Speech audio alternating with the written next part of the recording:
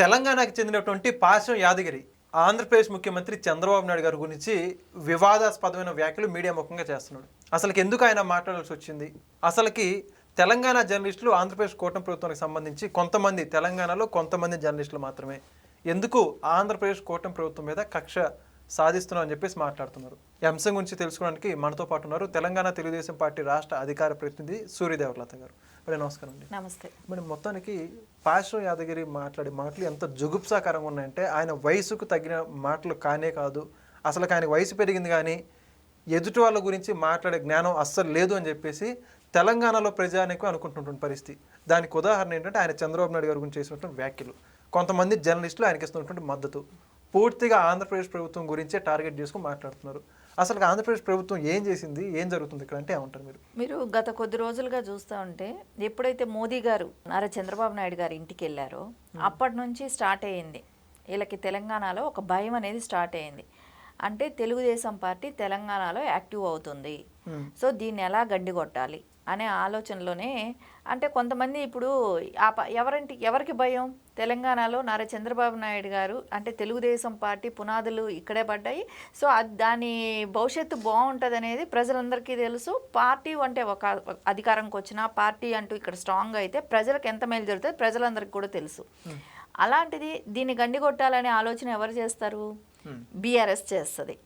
ఖచ్చితంగా కేసీఆర్ గారికి ఆలోచన ఉంటుంది. కేటీఆర్ గారు అంటే ఆ కుటుంబానికి తప్ప ఇంకా వేరే ఎవ్వరికీ ఉండదు. ఎందుకంటే కాంగ్రెస్ పార్టీ స్ట్రాంగ్గా దాన్ని ఇది ఆంధ్రాల పార్టీ అని మాట్లాడలేదు. ఎందుకంటే అది మాట్లాడితే ఎలా ఉంటుందంటే అది ఒక నేషనల్ పార్టీ. అంటే చిన్న చేతిగా ఇప్పుడు వాళ్ళ లీడర్స్ మాట్లాడినా అది పెద్దగా పట్టించుకోవాల్సిన పని లేదు. ఎందుకంటే అది ఒక నేషనల్ పార్టీ కాబట్టి వాళ్ళ రాహుల్ గాంధీ అలా మాట్లాడుతున్నారని తెలిసినా ఖండిస్తారు. ఎందుకంటే అదే రావడానికి అధికారం లేదు అప్పుడు ఇక్కడికి.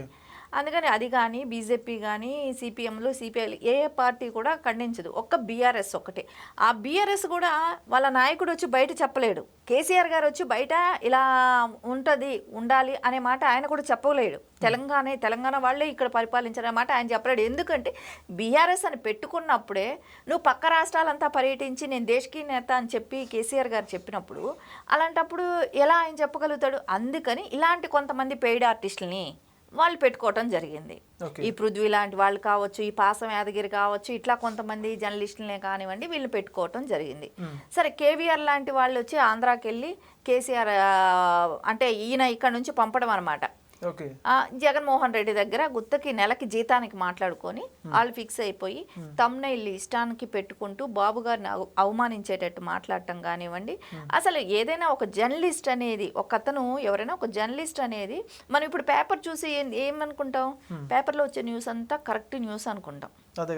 దాన్ని చూసే సమస్య ఉన్నదంటే పేపర్లో వచ్చిందంటే ఓ అది జరుగుంటది అనేది మనకు ఒక క్లారిటీ. ఎందుకంటే జర్నలిస్టులు అంత వాళ్ళు రాసేది ఏదైనా ఉంటే నిజాలు ఉంటాయి అనే ఒక ఆలోచన, ఒక నమ్మకం డెఫినెట్ గా సమస్యల్ని ప్రజలు వాళ్ళు అలా చేస్తారు కాబట్టి మనకు ఒక నమ్మకం. కానీ ఇక్కడ వీళ్ళు మాట్లాడే మాటలు, వీళ్ళకి అసత్య ఆరోపణలు చేయటం, బూతులు మాట్లాడటం, ఎస్పెషల్లీ అసత్య ఆరోపణలు జర్నలిస్ట్ అనే వాళ్ళు చేయకూడదు. రాజకీయ నాయకులు ఏదైనా మాట్లాడతారు. రాజకీయ నాయకులు మాట్లాడే మాటలు ఇప్పుడు జర్నలిస్టులు చేస్తున్నారు. ఇది ఇక్కడ రాజకీయ నాయకుల జర్నలిస్టులు అనేది నేను అనేది అందరినీ కాదు, కొంతమంది పెయిడ్. నేను ఎందుకంటే మళ్ళీ దాన్ని కూడా కాంట్రవర్షియల్ చేస్తారు కదా, మీరు జర్నలిస్టులను అందరినీ మాట్లాడి. నేను జర్నలిస్టులను అందరినీ అనట్లేదు, పెయిడ్ జర్నలిస్టులని చెప్తున్నా. సో తెలంగాణలో కూడా చాలా మంచి జర్నలిస్టులు ఉన్నారు. నేను ఎందుకంటే చెప్తున్నాను, ఒక రౌండ్ టేబుల్ పెట్టుకొని వాళ్ళ సమస్యని చాలా క్లియర్గా మనకు కావాల్సింది ఏంటి, అంతేగాని ఆంధ్ర వాళ్ళ మీద మాట్లాడటం కాదు. మనకు వచ్చిన తర్వాత తెలంగాణ వచ్చిన తర్వాత మనం ఏం బాగుపడ్డాం దీని గురించి డిస్కషన్ చేశారు వాళ్ళు. అసలైన జర్నలిస్టులు అంటాను. ఎందుకంటే లోకల్గా మన సమస్యలు ఏంటో మనం చూసుకోవాలి, కానీ ఊరికే పద్దాక బయట వాళ్ళ మీద గురించి మాట్లాడటం కాదనేది వాళ్ళ ఒపీనియన్. అది స్వచ్ఛంగా వాళ్ళు చేసిన జర్నలిజంలో నిజంగా వాళ్ళు జర్నలిజంకి సంబంధించిన వాళ్ళు అంటాను. వీళ్ళు ఏమంటే పెయిడ్ ఆర్టిస్టులే. ఎందుకంటే వాళ్ళు మాట్లాడే మాటల్లో మీరు చూడండి, ఎక్కడ ఒక అసత్య ఆరోపణలు చేయటం అనేది వాళ్ళకి ఒక పరిపాటి అయిపోయింది. అది కూడా కాకుండా బూతులు మాట్లాడటం, అవతలాలని కించపరచటం.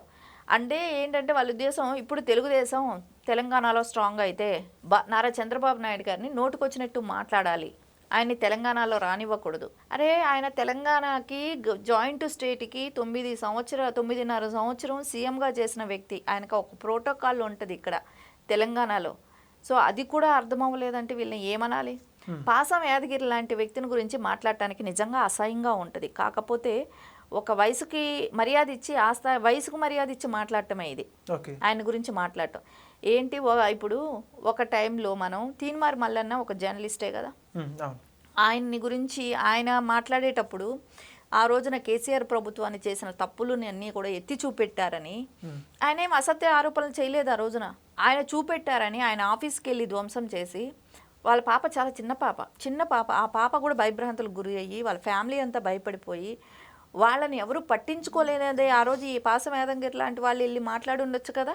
ఆయన జైల్లో పెట్టి సొంత రాష్ట్రంలోనే జైల్లో ఉన్నాడు అంటే తోటి జర్నలిస్ట్. అది కూడా కాకుండా ఆయన అసత్య ఆరోపణలు చేయలేదు. ఆయన్ని తీసుకెళ్ళి 10-15 రోజులు జైల్లో పెట్టమా, చాలా రోజులు జైల్లోనే ఉన్నాడు ఆయన. ఆయన రిలీజ్ అయ్యి వచ్చినా కూడా ఆయన ఏమో ఆపలేదు. అంటే ఇక్కడ చూడండి మీరు, వాళ్ళు సొంతంగా అంటే అసత్య ఆరోపణలు చేయకుండా ఉన్న వ్యక్తిని కూడా జైల్లో తీసుకెళ్ళి పెట్టారు. ఆ రోజున వీళ్ళందరూ సపోర్ట్ చేశారా? దీన్ని బట్టి మనకు అర్థమవుతుంది కదా వీళ్ళు ఎంతవరకు పెయిడ్ ఆర్టిస్టులని. అదేమంటే తెలంగాణలో ఇడుపు కాగితం గురించి పెద్ద చర్చ చేస్తూనే ఉన్నాడు ఇంకా కూడా. అరే ఇడుపు కాగితం అంటే ఈ రోజున ఉన్న ఈ జెన్జీ పిల్లలకి అందరికీ తెలియదు. అవును, ప్రస్తుత తరం వాళ్ళకి అంత అవగాహన ఉండదు, ఆ పదం వినుండరు. దగ్గర ఇప్పుడు 30 సంవత్సరాల వయసు ఉన్న వాళ్ళకి కూడా పెద్దగా తెలియదు ఇడుపు కాగితం గురించి. అంటే సిటీ కల్చర్లో పెరిగిన వాళ్ళకో కానీ టౌన్లలో పెరిగిన వాళ్ళకో కానీ గ్రామీణ వాతావరణ నేపథ్యం వాళ్ళకి తెలుస్తుంది, అలా వాళ్ళకి తెలుస్తుంది. ఆ తెలంగాణలో పిల్లలకు కూడా తెలియదు. ఇప్పుడు మీరు ఈ తెలంగాణలోనే ఉండే పిల్లల్ని, పుట్టి పెరిగిన వాళ్ళని కావచ్చు, తెలంగాణలో పిల్లల్ని కావచ్చు, ప్రతి వాళ్ళని వెళ్ళి అడిగి చూడమనండి. ఇడుపు కాగితం అంటే ఏంటి మీకు తెలుసా? ముందు తెలుసా? ఇప్పుడు తెలిసిందా? ఈ డిస్కషన్ మూలాన్ని తెలిసిందా? ముందు నుంచే తెలుసా అని అంటే ముందు నుంచి తెలియదు వాళ్ళకి, పిల్లలకి. ఎందుకంటే అది వాడుక భాష కాదు, మరుగున పడిపోయింది కాబట్టి తెలియకుండా ఉండొచ్చు. అది కూడా కాకుండా ఎక్కువ మంది ఇంగ్లీష్ మీడియం చదువుతున్నారు కదా. సో తెలుగు ఒక సబ్జెక్ట్ ఉంటుంది. ఆ సబ్జెక్ట్లో ఇంత గ్రాంధికమైన భాషల్లో కొంచెం పల్లె విలేజ్ల భాషలు ఇవన్నీ కూడా అర్థమవటం కొంచెం కష్టం అవుతుంది. సరే మనం సినిమాల ద్వారానో ఏదో ఒక ద్వారా మనం మళ్ళీ పిల్లలకి ప్రజల్లోకి తీసుకెళ్తున్నాం. సో అది సంతోషించదగ్గ విషయం. సరే ఈ రోజున మీరు దాని గురించి ఒక చర్చ నడవటం అనే మూలాన ఈ రోజు పిల్లలకంతా, కానీ అది మంచి వేలో వెళ్ళి ఉండాలి. దాని గురించి సినిమా వాళ్ళని బూతులు తిట్టడం, సినిమా వాళ్ళని నోటుకొచ్చినట్టు మాట్లాడటం, ఇది ఎంతవరకు కరెక్ట్? సినిమా వాళ్ళని మాట్లాడితే ఇప్పుడు అదే సినిమా వాళ్ళని ఎన్ని రకాల బూతులు తిట్టారు, తాగుబోతులు, వ్యసనపరులు, ఇంకా రకరకాల మాటలు తిట్టాడు. ఆయన నోట్లో నిజంగా పోయాలంటే యాసిడ్ పోయాల్సిందే. ఆయన అంటున్నాడు అందరికీ యాసిడ్ పోయాలని, ఆయనకి కాదు, వాళ్ళకి కాదు, ఈయనకి పోయాలి. ఏం మాటలు, ఫెనాయిల్ పోసి కడిగితే కానీ ఆ నోట్లో దరిద్రం పోదేమో అనిపిస్తుంది. అట్లాంటి మాటలు మాట్లాడుతున్నాడు. అదే మీరు చూసుంటే ఇక్కడ బ్లడ్ బ్యాంక్ పెట్టలేదా చిరంజీవి గారు? ఐ బ్యాంక్ పెట్టలేదా? తెలంగాణలో ఎంతమందికి సర్వీస్ చేయట్లేదు? బాలకృష్ణ గారు క్యాన్సర్ హాస్పిటల్ పెట్టి ఎంతమందికి సహాయం చేయట్లేదు? పవన్ కళ్యాణ్ గారు మొన్న కొండగట్టు దీనికి వెళ్ళి ఇచ్చేశారు.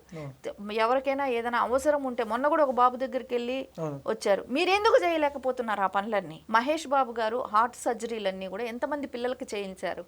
అదే సినిమా వాళ్ళే కదా చేయించింది. ఏదైనా విపత్తు అనేది వచ్చినప్పుడు మొన్న కూడా ఖమ్మంలో వరదలు వచ్చినాయి కదా, సో ఆ టైంలో కూడా సినిమా వాళ్ళే కదా ఆదుకుంది. ప్రభాస్ గారు అందరూ ఆదుకున్నారు. అరే కొంచెం కూడా జ్ఞానం, బుద్ధి, బుర్ర ఉందా వీళ్ళకి? ఎందుకు సినిమా వాళ్ళ మీద పడి ఏడుస్తున్నారు? వాళ్ళకి ఎంత అభిమానం ఉంటే వాళ్ళు ప్రజలు మనకి ఇచ్చారు కాబట్టి మనం కూడా వాళ్ళకి ఏదో ఒకటి ఇవ్వాలి అనే దానికి వాళ్ళు తగిన, ఎప్పుడు ఆపద ఉంటే ఆ రోజున ఎన్టీఆర్ గారి దగ్గర నుంచి ఇప్పటి వరకు కూడా అందరూ చేస్తున్నారు సహాయం. ఇప్పుడు ఎన్టీఆర్ గారి ట్రస్ట్ మూలాన ఎంతమంది తెలంగాణలో పిల్లలకి విద్యాబోధన నడుస్తుంది, ఎంతమంది బ్లడ్ బ్యాంకుల్లో కానివ్వండి, తలసేమికి బ్లడ్ ఎక్కించుకోవటం కానివ్వండి, ఇక్కడే వచ్చి ఇన్ని రకాల ఇది జరుగుతున్నాయి కదా. కొంచెం కూడా బుద్ధి బుర్ర ఉండేవాళ్ళు జరిగే మంచిని ఆస్వాదించాలి, కానీ నోటుకొచ్చినట్టు మాట్లాడితే వాళ్ళకి విరక్తి వచ్చి ఎందుకు మనం ఇక్కడ చేసినా కూడా మనకి ఎందుకు ఈ చెడ్డ పేరు వస్తుందంటే మీరు చేయగలుగుతున్నారా? అవి ఎంతో మందికి వాళ్ళ మూలాన హెల్ప్ జరుగుతుంది, మీరు చేయగలుగుతున్నారా అవన్నీ? ఇప్పుడు చేసే వాళ్ళని బాధ పెడితే వాళ్ళు మళ్ళీ రేపు పొద్దున చేయగలుగుతారా? మనసు వస్తుందా వాళ్ళకి? ఎందుకు మాట్లాడుతున్నారు? రాజ్యాంగం ప్రకారం ఎవరు ఎక్కడైనా నివసించే హక్కు ఉంది. నోటుకొచ్చినట్టు మాట్లాడితే ఎవరు ఎక్కడ ఉచితంగా ఉండరు. తెలంగాణ ప్రజలు వీళ్ళని చీత్కరించుకుంటున్నారు, ఉమ్ముతున్నారు అనేది కూడా వాళ్ళకి అనిపించట్లేదా? సో తెలంగాణలో ఈ రోజున జర్నలిస్టులే కానివ్వండి అందరూ నోటుకొచ్చినట్టు ఇట్లా మాట్లాడడం ఏంటి? ఇది కరెక్ట్ పద్ధతి కాదు. సో గద్దర్ గారిని తీసుకెళ్ళి గద్దర్ గారు ఎన్నిసార్లు కేసీఆర్ గారిని కలవాలని వెళ్తే ఆయన రానివ్వకుండా ఉంటే వాచ్మ్యాన్ కుర్చీ ఉంటుంది కాబట్టి గేటు దగ్గర బయట అక్కడ వెళ్ళి కూర్చొని అపాయింట్మెంట్ కోసం వెయిట్ చేసి రిటర్న్ వచ్చేసిన రోజులు లేదు. ఆ రోజున మీరందరూ ఏమయ్యారు? గద్దర్ ఇప్పుడు మా వాళ్ళు అని మాట్లాడుతున్నారు కదా, చనిపోయిన తర్వాత. బతుకున్నప్పుడు ఏం చేశారు ఆయనకి? ఆయనే ఓపెన్గా చెప్పాడు, బహిర్గతంగా చెప్పాడు, పవన్ కళ్యాణ్ గారు నాకు మంచి దోస్తు, నాకు ఆయనకి మంచిగా సత్సంబంధాలు ఉన్నాయని చెప్పారు. దాన్ని కూడా వెటకారం చేసి మాట్లాడారు. ఎక్కడికి వెళ్తున్నాం సమాజంలో? ఎందుకు ఇది ఒక అంతర్రాష్ట్ర తీవ్రవాది ముఠాల్లాగా తయారైపోయారు మీరు ఇక్కడ? అరే డెవలప్ అవ్వనివ్వండి, పిల్లలకి మంచి భవిష్యత్తు ఇద్దాం. తెలంగాణలో ఉన్న ప్రజలందరూ తెలంగాణ వాళ్ళే. మీ ఇష్టం వచ్చినట్టు నోటుకు వచ్చినట్టు ఎన్ని రోజులు బతుకుతాడు? ఇప్పుడు ఎవరమైనా ఎన్ని రోజులు బతుకుతాడు? ఆయన పాశం యాదగిరి నాటుకొని ఇక్కడే కూర్చుంటాడా తెలంగాణలో? ఆయన మాట్లాడటానికి ఎప్పుడు ఎవరుంటారో ఎవరుంటారో తెలియదు. చచ్చినాక మన గురించి నలుగురు మంచి మాటలు చెప్పుకోవాలి. ఈ రోజు గారు గద్దర్ గారు చనిపోతే 4 మంచి మాటలు చెప్తున్నాం. ఆయన చేసిన ఉద్యమాలే కానివ్వండి, ఆయన గురించి గుర్తు చేసుకుంటున్నాను. నువ్వు ఇలా మాట్లాడడం వల్ల నిన్ను ఎవడు గుర్తు చేసుకుంటాడు? ఎవరు మాట్లాడతారు? నీ మూలాన ఇంకా తెలంగాణకి నష్టం తప్ప లాభం అయితే లేదు. Thank you ma'am. నమస్తే.